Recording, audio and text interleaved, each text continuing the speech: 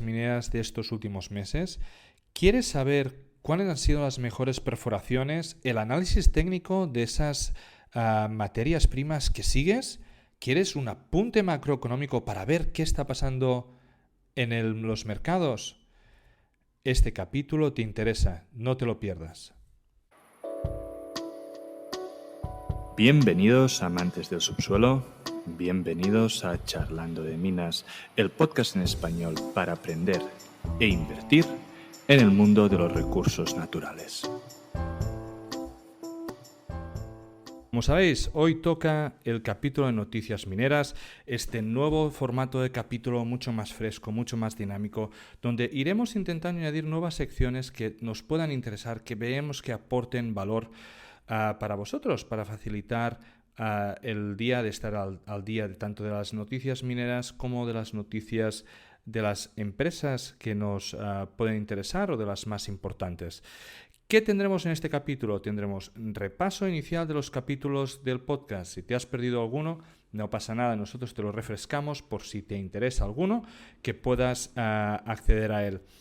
Nueva sección, el apunto macro de JR. JR, colaborador del programa, nos va a explicar qué ha pasado en el macro en los últimos meses, las últimas semanas, y nos va a decir también cómo ve él las próximas semanas y meses. Las noticias de las empresas del programa, vamos a repasarlas, vamos a comentarlas, a ver qué opinamos de ellas.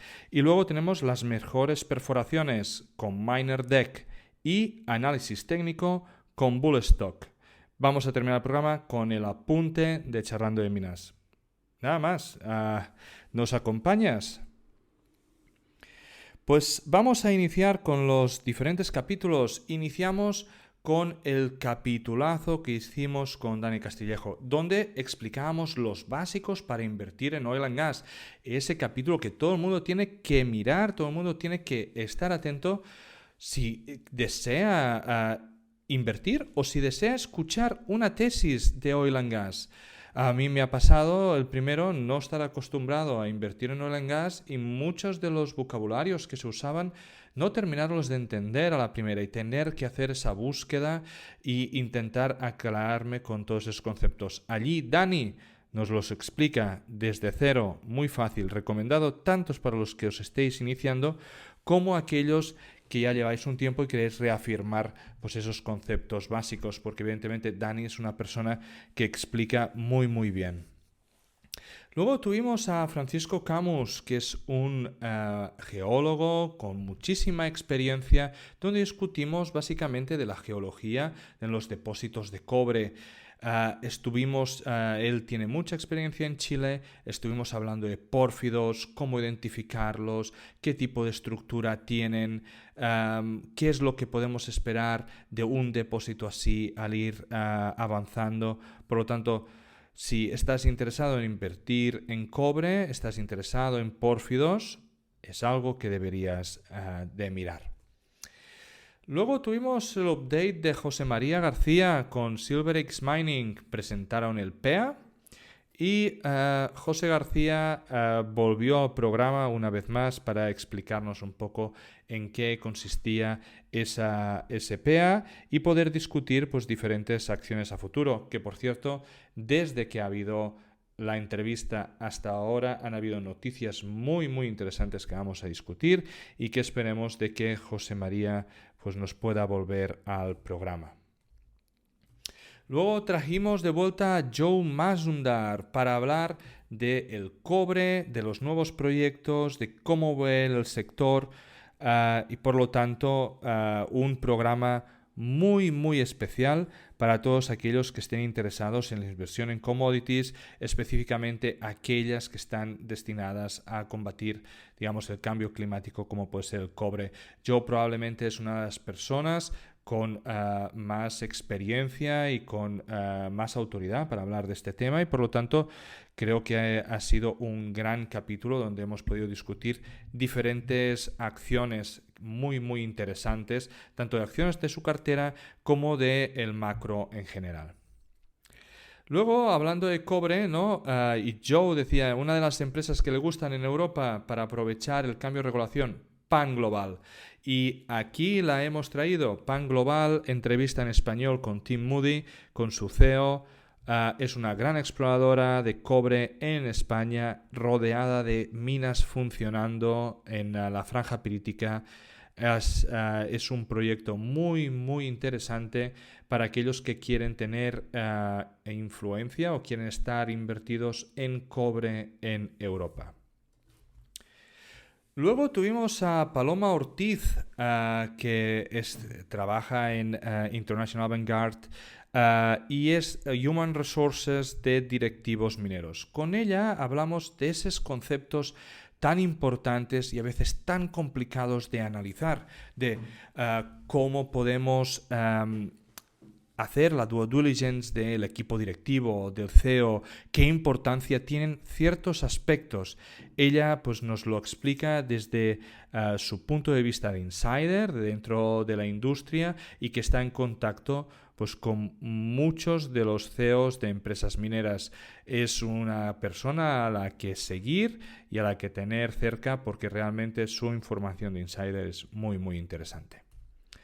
Y finalmente terminamos este bloque de 2 meses de capítulos trayendo a Atex Resources. Atex Resources es otra exploradora de cobre donde están descubriendo y explorando un gran pórfido en Chile. Tienen muy buenos resultados en cuanto a grado en esas perforaciones, grados que pueden ser equivalentes a algunos de Filo, algunos de NGX, pero sí que también es verdad que su depósito se encuentra mucho más profundo. En la entrevista ellos nos explican cómo piensan atacar ese problema, que es un problema importante, y a la vez cómo ellos ven el futuro de la empresa. Tenéis que pensar que como inversores está gente como Pierre Lassonde, por lo tanto son unas personas que pueden atraer capital de una forma relativamente fácil y que por lo tanto es simplemente por el hecho de haber inversores de este nivel un asset a tener en cuenta. Y ahora pasamos a esta nueva sección, el apunte macro de JR. A ver qué nos cuenta JR.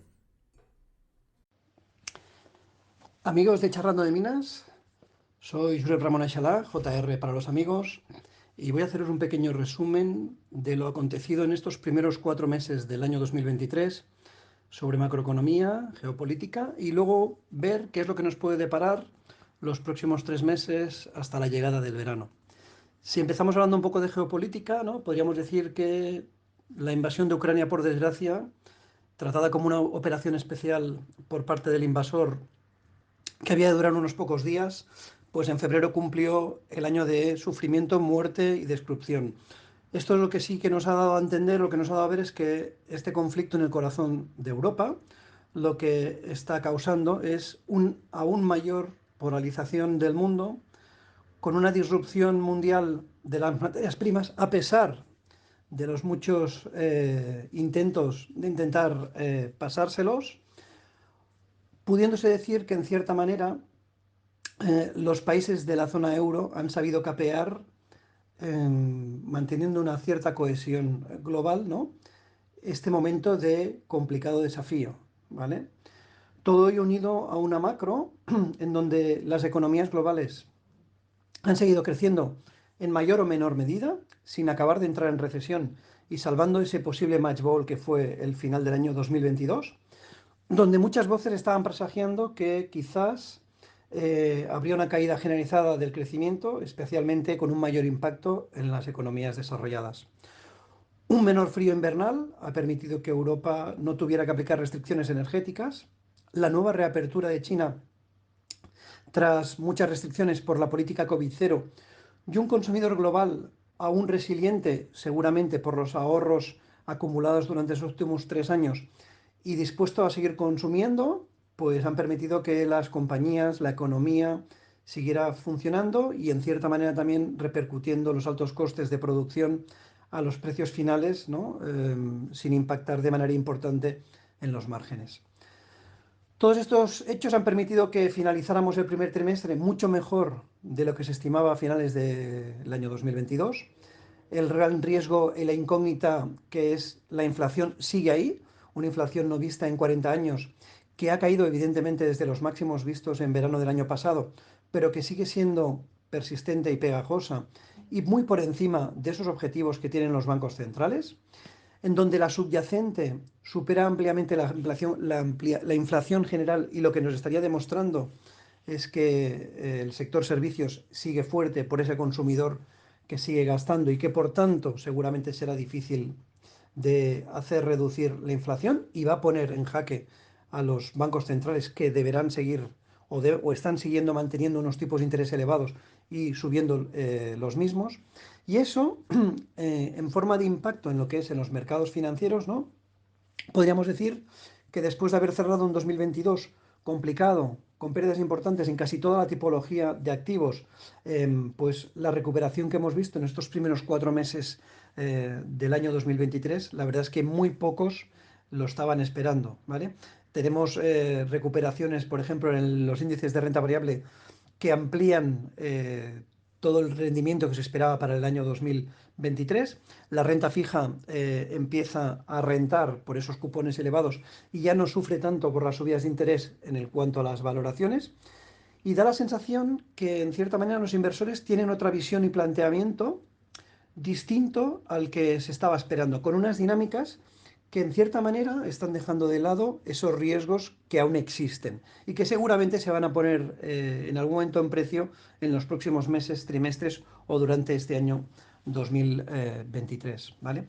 Si miramos ya en este segundo trimestre que ya hemos empezado y miramos un poco cómo van las cosas, bueno, pues el mundo sigue polarizado, tensiones entre China y Estados Unidos se ponen otra vez en evidencia, sobre todo por el desencuentro con la isla de Taiwán. La guerra o la invasión de Ucrania sigue con un desenlace que aún es incierto por las muchas incógnitas que se abren, ¿no?, de cara a las posibles reacciones que tenga el invasor. Cómo este final de esta contienda, si es que lo hay, puede acabar afectando a la globalidad del mundo, ¿vale? En Europa, pues tenemos ese marcar, esas nuevas bases de política común, tras lo mucho acaecido en los últimos 3 años, pensando sobre todo en que se podrían producir fricciones internas, ya que en cierta manera ya se está empezando a ver que se debe volver a unas reglas fiscales un poco más estrictas. En Estados Unidos, a un año y medio de las elecciones presidenciales, en donde ya el candidato extremista Trump, republicano, ha dicho que quiere ser el presidenciable para el Partido Republicano, está teniendo influencia en su propio partido y en esa posible elevación del techo de deuda, que seguramente va a tener un impacto antes de lo que todos esperaban, por esos menores ingresos fiscales de la administración americana y ese incremento del déficit fiscal que supone que, si no se puede emitir deuda, pues evidentemente la administración deberá paralizarse. En cuanto a los bancos centrales, pues evidentemente tienen un gran reto por delante, que es la inflación, que sigue siendo alta, que sigue siendo en cierta manera persistente. Cierto es que, como decía antes, a niveles inferiores a los que se esperaba pues hace unos meses o a los niveles vistos hace un año, pero sigue siendo en cierta manera un gran problema, y hemos de ver hasta dónde están dispuestos a elevar esos tipos de interés, porque, como ellos ya han dicho, y así lo ha demostrado o lo ha estado repitiendo la Reserva Federal, van a ser más altos por más tiempo y seguramente, ¿no?, pudiendo tener acabar teniendo seguramente algún tipo de impacto en el sector financiero, como hemos visto la crisis que han vivido los bancos regionales en Estados Unidos, y aquí en Europa, pues la intervención que tuvo que hacer las autoridades suizas sobre el Credit Suisse. Ya os digo yo que muy probablemente durante este segundo trimestre del 2023 el tema de la banca regional no va a estar solventado. Es un problema de liquidez, no tanto de solvencia, es un problema de calaje en los balances, y que al final también supone el tener que aflorar en cierta manera carteras de inversión en activos de renta fija a tipos fijos, que acaban siendo también pues un problema por las posibles pérdidas que tienen que incurrir en ellas, ¿no? Ya os digo que los bancos centrales seguirán subiendo tipos de interés hasta que algo se rompa o hasta que realmente veamos una recesión, ¿vale? La Fed dice que esa recesión, si llega, va a ser muy suave. y que seguramente durante este año 2023 ya habremos visto, estaremos muy cerca de ver esos tipos de interés máximos, pero probablemente no van a bajar los tipos de interés y se van a mantener altos, cosa que en el caso del Banco Central no va a ser así, porque seguramente en el caso del Banco Central aún le queda alguna subida más de tipos de interés. En cuanto a consumidores y empresas, en cuanto a la macro, la pregunta es, ¿estos van a resistir estos altos costes provocados por la inflación y unos tipos de interés no vistos en más de una década, que evidentemente suponen unos costes financieros y unos costes hipotecarios y de préstamos que han de acabar teniendo un impacto en consumidor y en empresas? Y por último, hemos de hablar también de qué implicaciones globales van a tener todas esas incertidumbres geopolíticas que aún siguen, el endurecimiento de las condiciones financieras que está afectando claramente al sector bancario, ¿vale? Y a una sociedad que, bueno, está viviendo seguramente de unos ahorros generados durante la época de la pandemia, pero que seguramente también pues, va a sufrir toda una serie de dificultades por estos efectos extremos, ¿no?, que estamos viendo y que seguramente pues van a hacer que en algún momento se plantee si puede seguir manteniendo el actual ritmo de consumo y de gasto. En cuanto a los mercados, ya para finalizar, deciros que, bueno, con la fuerte recuperación que hemos tenido estos primeros 4 meses del año, quedan aún muchas cosas por descontar, quedan aún muchas cosas por ver. Seguramente se ve un movimiento Goldilocks, es decir, un movimiento en donde el mercado está descontando que todo va a ir bien y que no va a haber ningún problema, pero sí también os diría que quizás estamos viviendo un momento Minsky, ¿no?, con un punto de no retorno donde los excesos y la complacencia han implicado que en general se tomaran muchos riesgos desmedidos. Lo que ha ocurrido en el sector financiero americano es de la banca mediana y pequeña y regional es una muestra de ello, ¿no? Y ese, ¿no?, y esa toma de riesgos desmedidos, ese momento de complacencia y de excesos, muchas veces acaba entrañando o acaba suponiendo nuevas inestabilidades que acaban afectando claramente a economía, empresas, consumidores y a mercados, evidente. Bueno, con eso espero más o menos haber hecho una pincelada general de todo lo que hemos pasado y lo que está por ver, y agradeceros como siempre el que nos estéis escuchando. Un abrazo muy grande y hasta pronto. Adiós. Perfecto, súper interesante como siempre los apuntes de JR. Pasamos ya ahora a las noticias de empresas del programa. ¿Cuáles son? ¿Cuáles discutiremos esta semana? Como sabéis, aquellas empresas que llevan más de un año sin aparecer en el programa las vamos sacando y vamos entrando las nuevas que vienen. Decir de que todas las empresas se les pregunta si quieren volver, y aquellas que dicen que no, pues amablemente las vamos sacando y vamos incorporando aquellas empresas que confían en el programa y creen en el medio de difusión de Charlando de Minas. Son estas de aquí, las podemos dividir en dos bloques de metales preciosos: Talisker New Pacific Metals, Go Gold, Silverix Mining, Adriatic y Fortuna. Y 3 de cobre: Marimaca, Atex Resources y Pan Global. Veréis que hay noticias de todas, excepto de Marimaca, pero simplemente porque en estos 2 meses no han sacado ninguna noticia relevante. Por lo tanto, no podemos discutir aquello que la empresa no nos dice o no saca, ¿vale? Vamos a empezar. Vamos a empezar con New Pacific. New Pacific ha sacado diferentes noticias bastante interesantes, sobre todo una donde nos cuenta básicamente, hace un overview de los proyectos y de su estado y qué es lo que van a realizar en los próximos meses. Digamos, es bastante complementario a la entrevista que hicimos hace unas semanas con ellos. Ellos en Carangas, que es el proyecto que ahora probablemente están estudiando más, que están haciendo mucho, bueno, que están invirtiendo más dinero, porque el Silver Strike tienen ya el PEA y por lo tanto están esperando más todo lo que son estudios ambientales.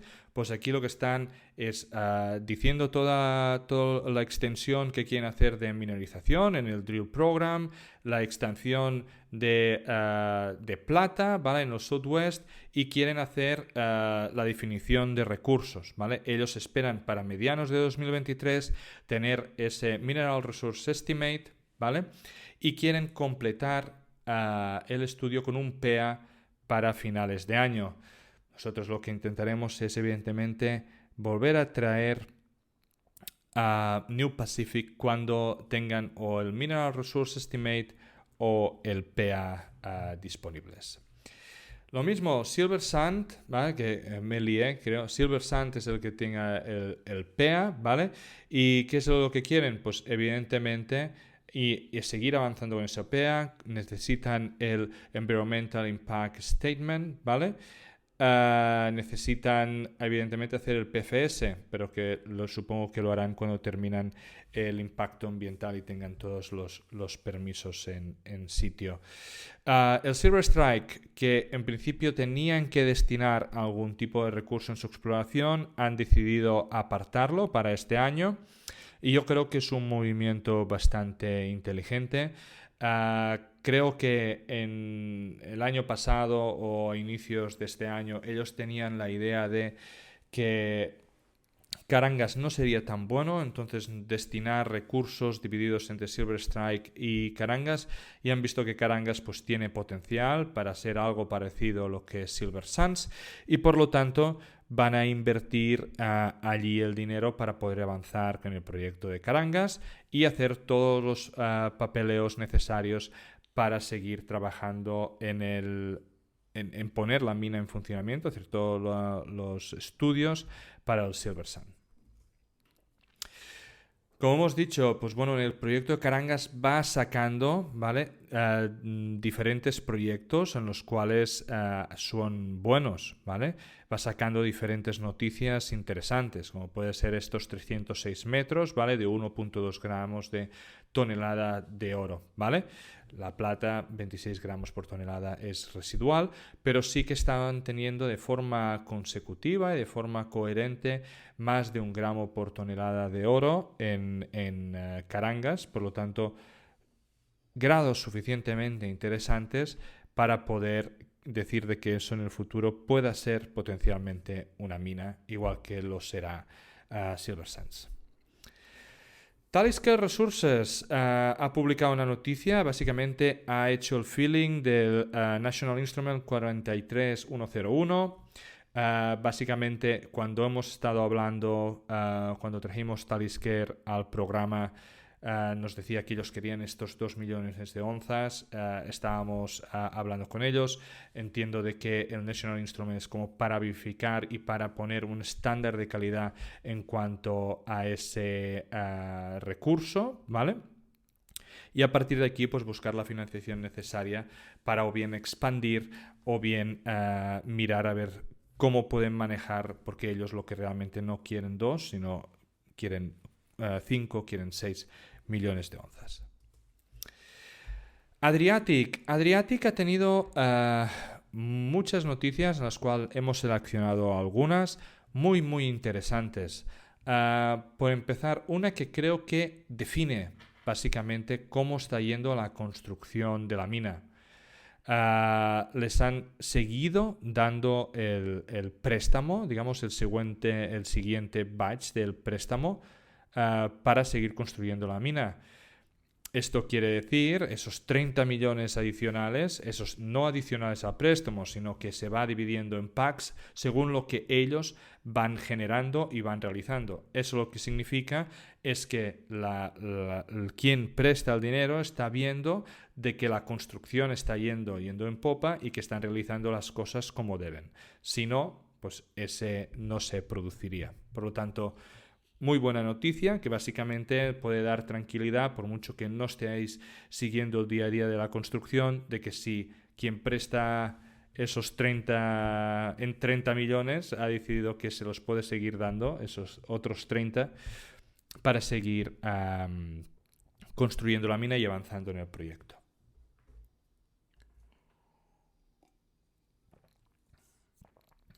Otro muy muy interesante y que diferentes noticias en los últimos meses han ido apuntando en esa dirección es básicamente esa ampliación, ¿no? Sobre la gap zone, ¿vale? Esa extensión de Rupice, ¿vale?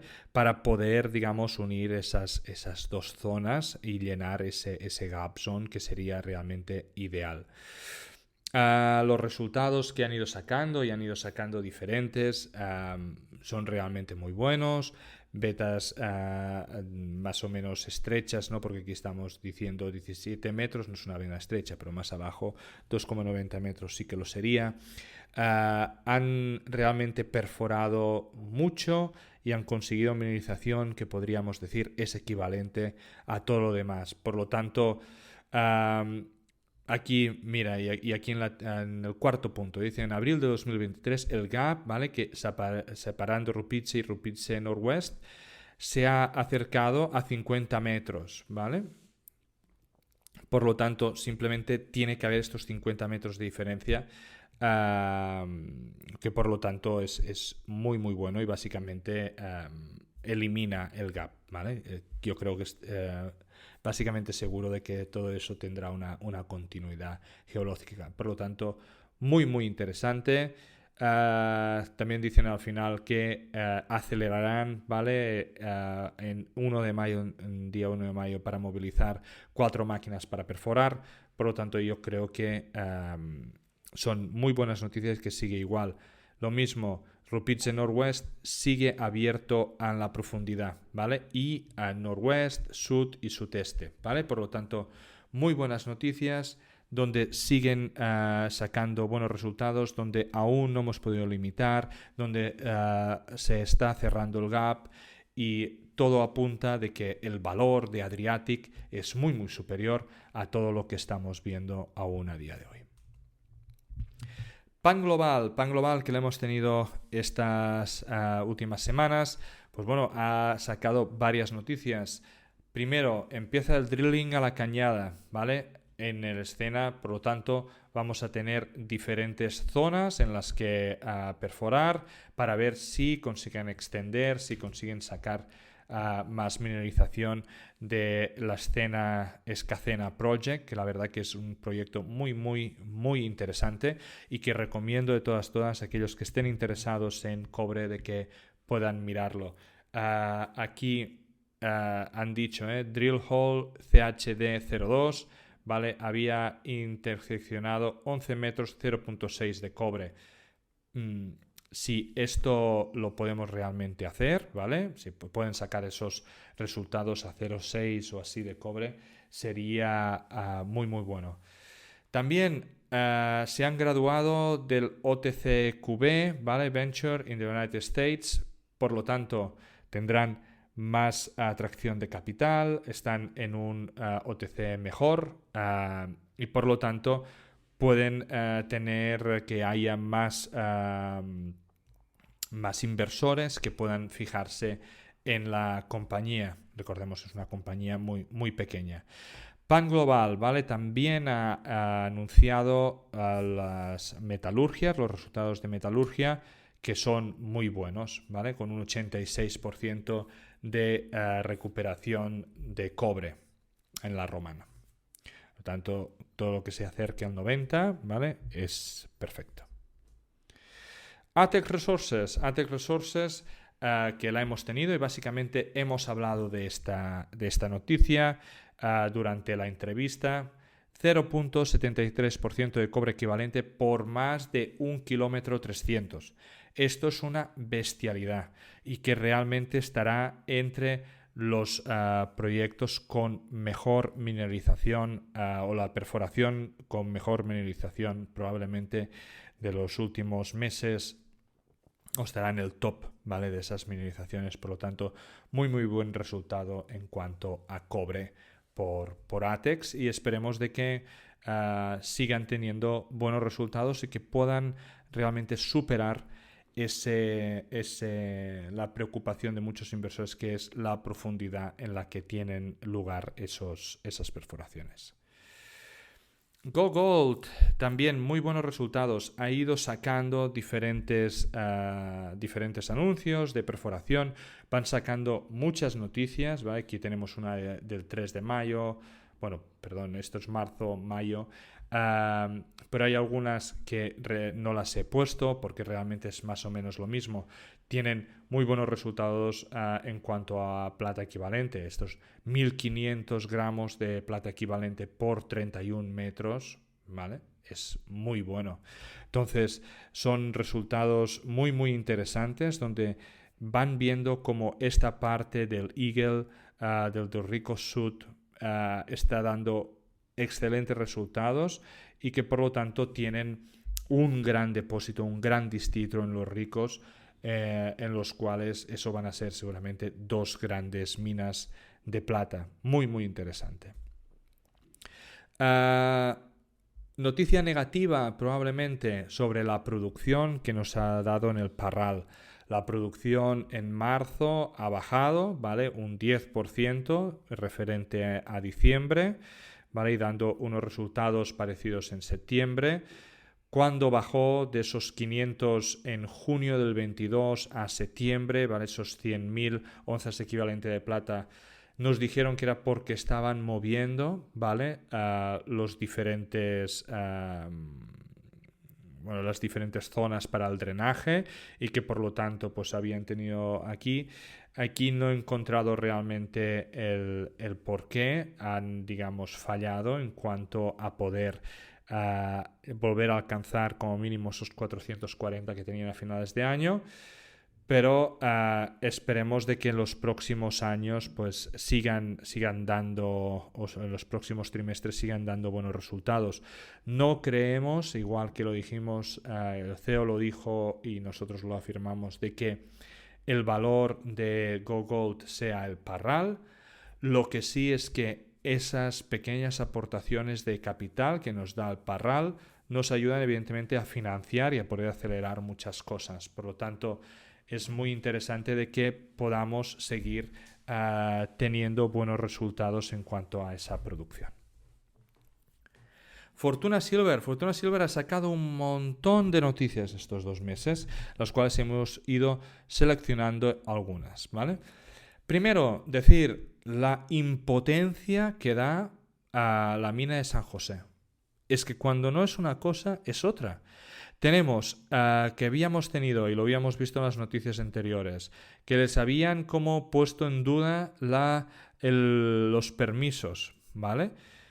Eso, en cabo de 2 meses, se ha solucionado. Como siempre, es ruido. Ya ha pasado el año pasado, la acción se deprime. Aquellos que confían mucho en esta acción pues son opciones de compra, pero no quita de que les estén molestando cada 2x3 con invalidación de permisos o con tener que reducir esos permisos en cuanto a años.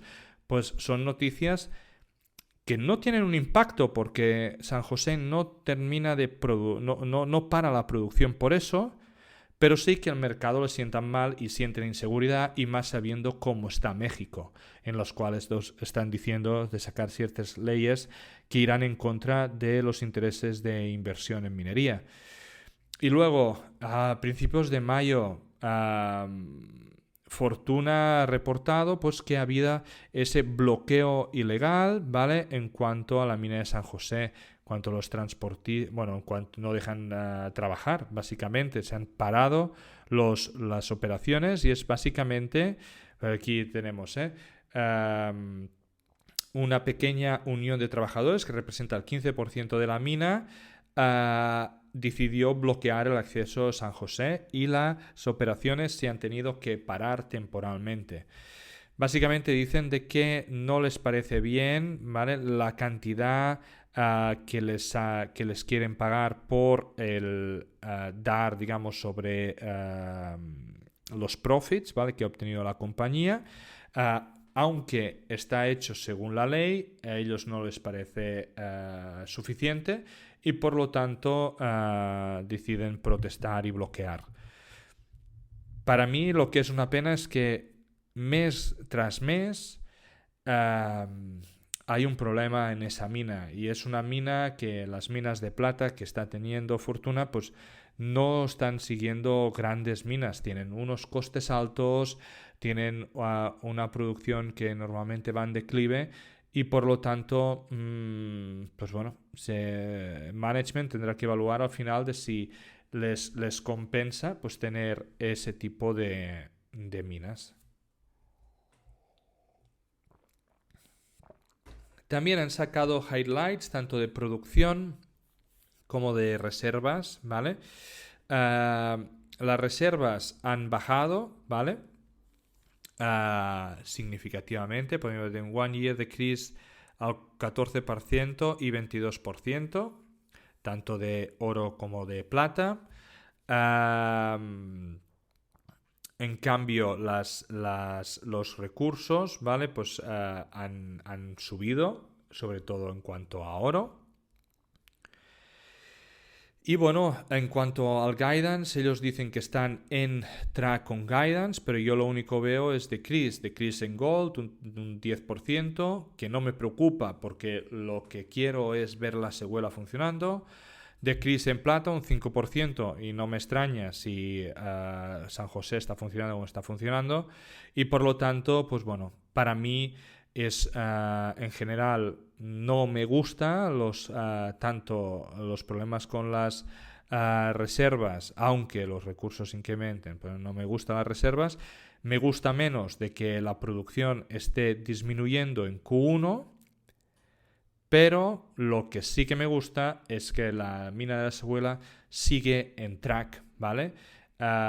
Y quiere iniciar producción este mes, ¿vale? Por lo tanto, para mí el valor de fortuna es la Seguela y lo he dicho muchas veces y en diferentes programas que he ido. Por lo tanto, estad atentos, ¿vale? Porque creo que puede ser el game changer para la compañía si funciona y va como se espera.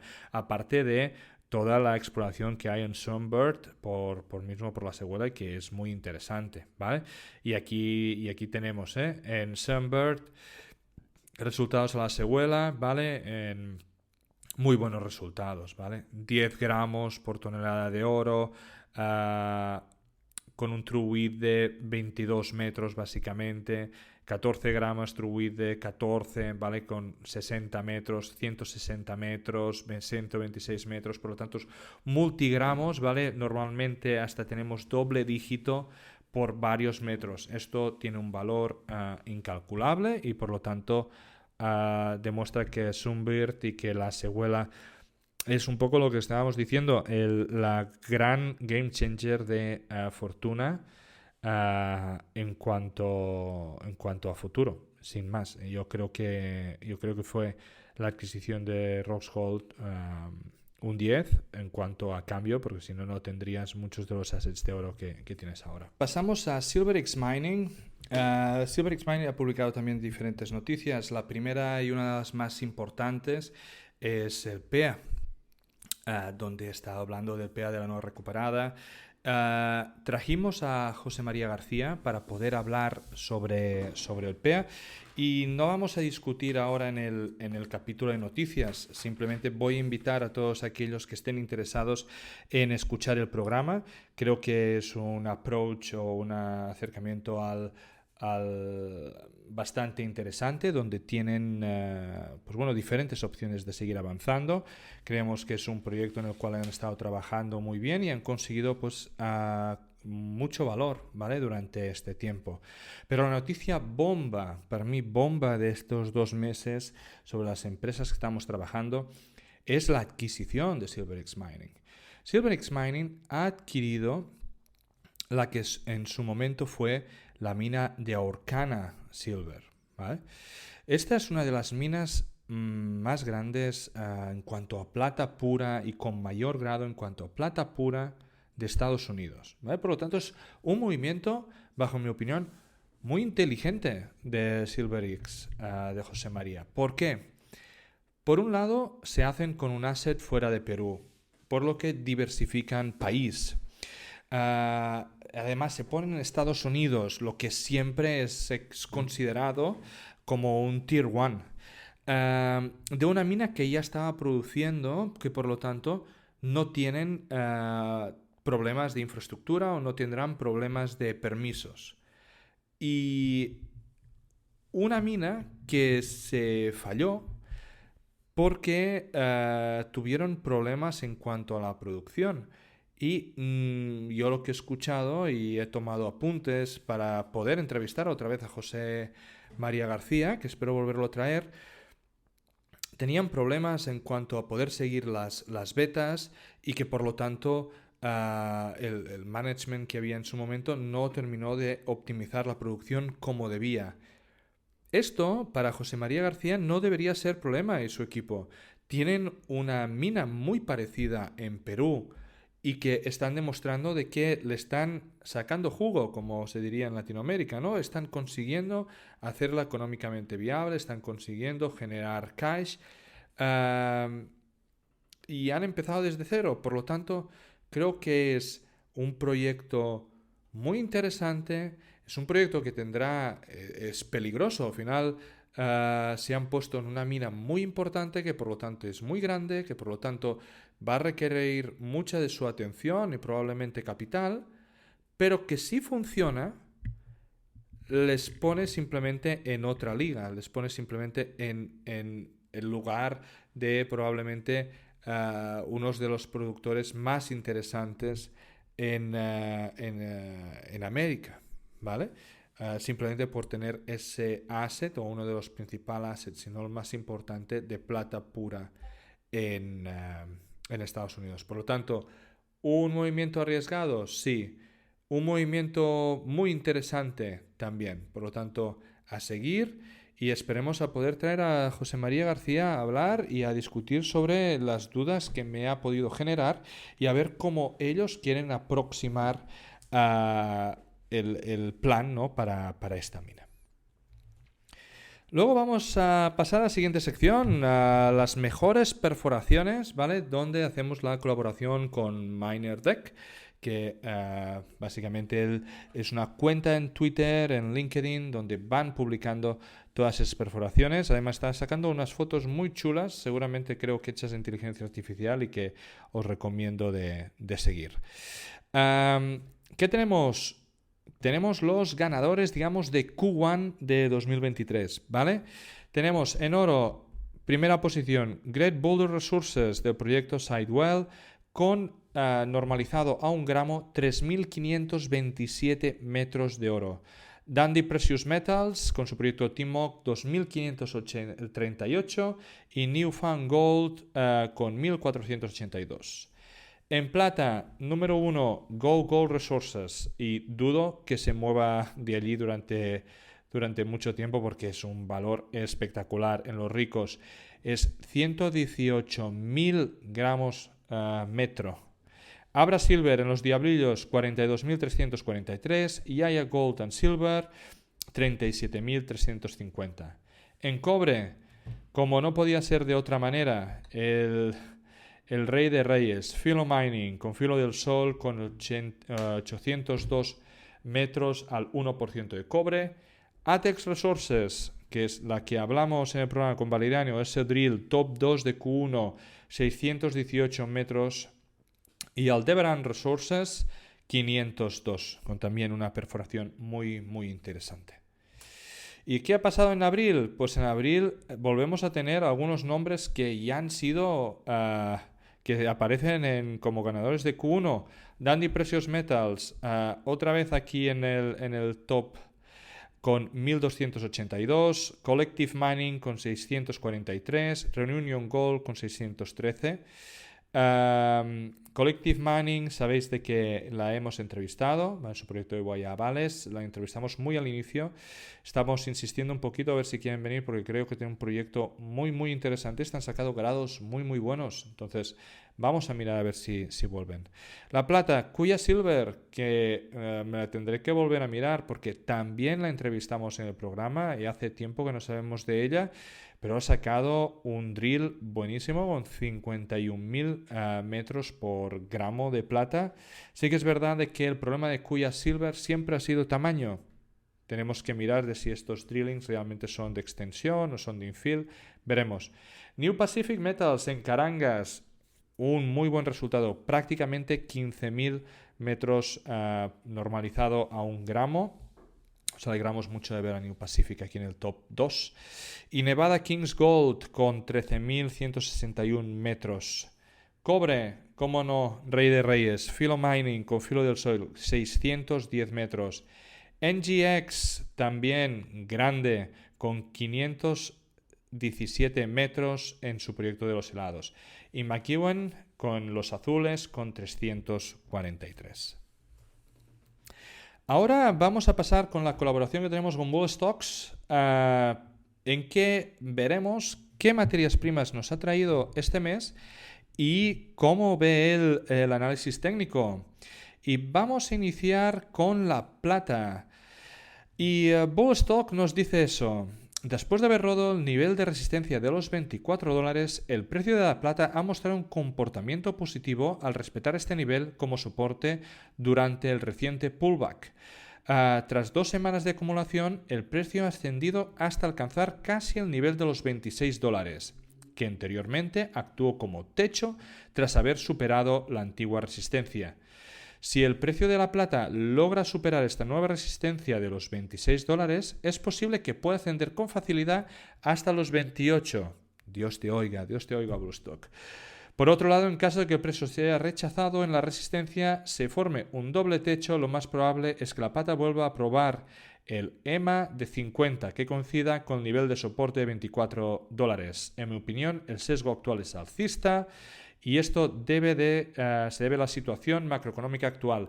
Y no puedo estar más de acuerdo. Hemos visto donde tanto el oro como la plata están siguiendo pues esos niveles positivos. No hablaremos del oro en cuanto a análisis técnico, pero sí que estamos viendo que se está manteniendo por encima de los 2.000. Y por lo tanto, que la plata se mantenga o que esté alrededor de estos 25 es muy buena señal.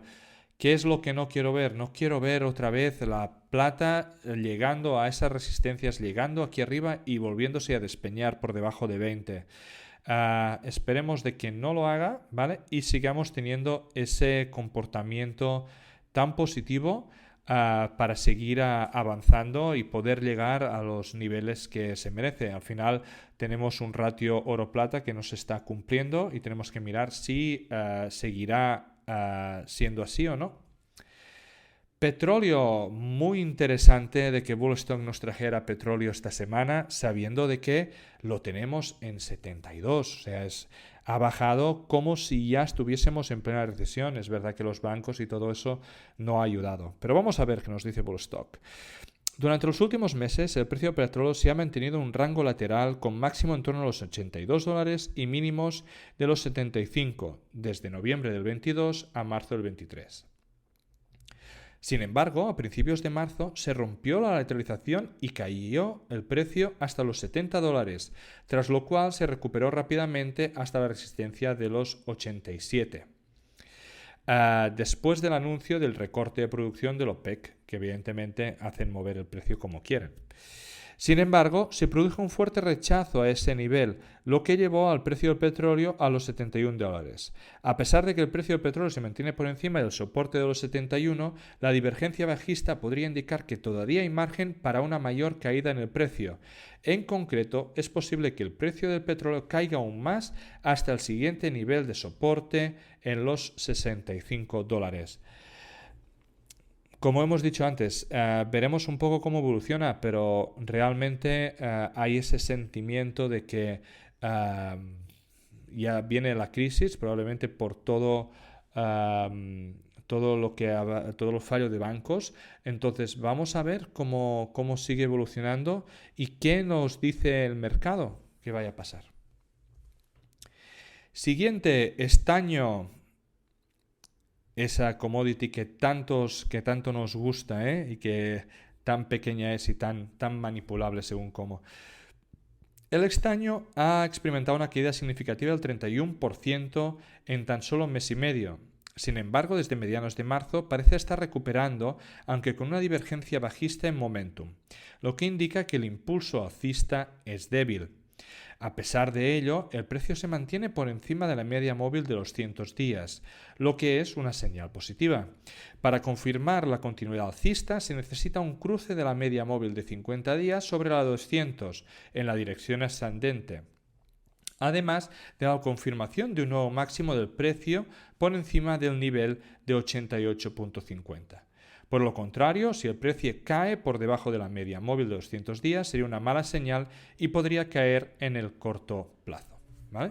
Por lo tanto, bueno, una tendencia alcista débil, veremos un poco cómo se mantiene. Recordemos de que el estaño es un tipo de metal que se mueve mucho también junto con el cobre y se mueve mucho según el sentimiento de mercado en cuanto a recesión o no, ¿vale? Por lo tanto, veremos un poco si todo eso viene un poco acompañado de eso. Finalmente, como cuarta commodity nos trae el níquel y me encanta realmente que Bullstock nos traiga pues cada semana algunas materias primas diferentes para poder discutir y hablar de ellas. ¿Qué nos dice? Nos dice que el níquel ha experimentado una gran caída desde principios de febrero y desde entonces parece estar formando un patrón bajista conocido como bear flag, que se caracteriza por una consolidación lateral seguida de una continuación de la tendencia bajista. Además, el precio también ha sufrido una dead cross, un patrón bajista en la que la media móvil de 50 días cruza por debajo de la media de 200, lo que sugiere una posible disminución del precio del metal. El precio del níquel también ha mostrado un rechazo a la media móvil de 200, lo que indica que la línea de resistencia se mantiene sólida. Teniendo en cuenta estos patrones técnicos, se puede inferir que el sesgo del mercado es bajista y que el precio podría llegar al nivel de soporte de los 25. Por lo tanto, veremos un poco cómo evoluciona el nivel del níquel, un metal muy ligado seguramente a todo lo que son baterías, coches, nivel más industrial, así que veremos mucho por dónde se va moviendo el precio en las próximas semanas y si Bullstocks pues nos ha acertado con estos análisis técnicos tan bien explicados que nos cuenta, sobre todo para aquellos que pues estamos iniciando, ¿no?, en esto del análisis técnico y podemos tener una idea de cómo analizar todos estos gráficos.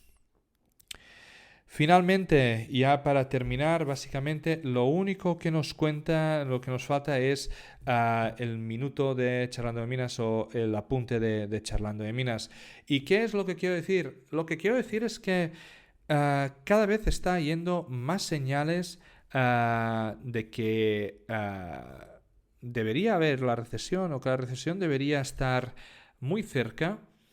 Ya no tanto porque hay ese sentimiento de mercado que es un poco como había en el pasado otoño, ¿no?, sino que se están viendo cosas reales y yo lo que estoy viendo es que se están intentando como, no esconder, pero tranquilizar a las masas.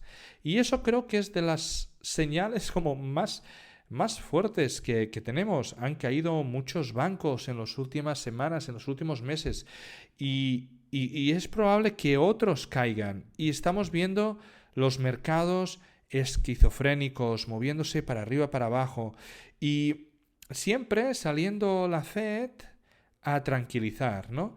Y en muchos de estos bancos que han caído, vemos como siempre había alguien que al día anterior estaba recomendando la compra o días antes había, los mismos directivos estaban diciendo pues grandes acciones a largo plazo. Por lo tanto, están siendo muy complicados estos tiempos en cuanto a mercado.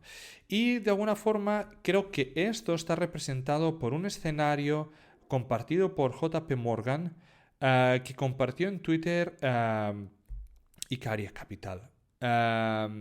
Entonces, aquí el escenario probablemente más probable es Boil the Frog, que realmente es una brillante imagen la que podemos tener porque todos sabéis, ¿no?, de que si se cocinan las ranas se tienen que poner en agua fría y entonces calentar hasta hervir, porque entonces cuando vas calentando ellas se van acostumbrando a ese calor hasta que no pueden más y de alguna forma mueren y se cocinan.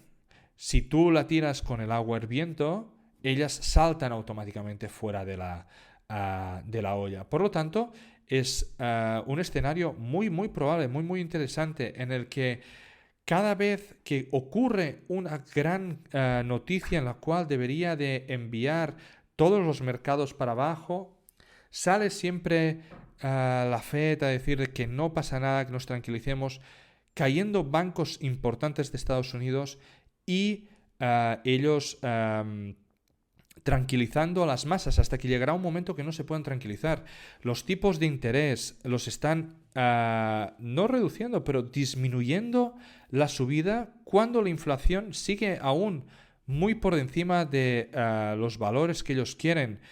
El oro por encima de 2.000, la plata hemos visto por encima de los 25, demostrando esa fortaleza de valor refugio.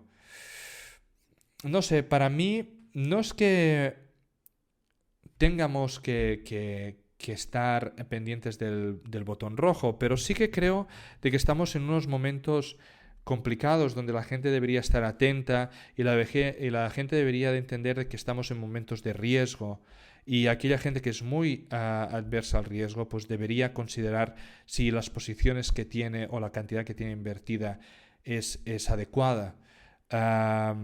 Hemos visto que los bancos que han caído no es que haya venido un tercero y los haya comprado, es que han dejado caer, los accionistas recuperarán cero.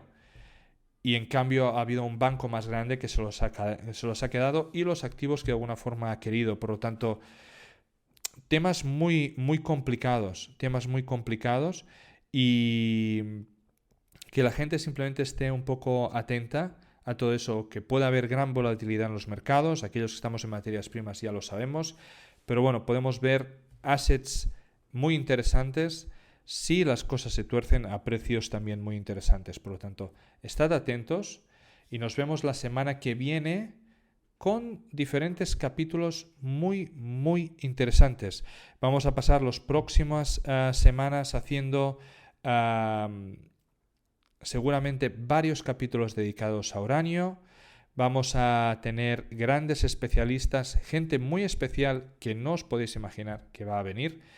También vamos a tener otras empresas que van a venir, y antes de terminar esta temporada esperemos también invitar a invitados que vinieron el año pasado y han confirmado que volverán. Así que sin más, os dejamos, que tengáis feliz semana. Descargo de responsabilidad. Cualquier contenido que aparece en Charlando de Minas no es una recomendación de inversión. Amadeu Bonet y cualquier invitado no son asesores de inversión. Nosotros podemos tener algún interés en las compañías mencionadas en esta publicación. Asume que podemos tener sesgos y que no somos imparciales. Este podcast no deja de ser un relato personal de mi camino para aprender en el mundo de la inversión de las materias primas. En este podcast vamos a intentar sacar contenido educativo, entrevistas con empresas y tesis de inversión para que juntos podamos aprender de este fascinante mundo del subsuelo. Si crees que el contenido vale la pena, por favor dale me gusta, suscríbete al canal y compártelo. Soy Amadeu Bonet, bienvenido a Charlando de Minas.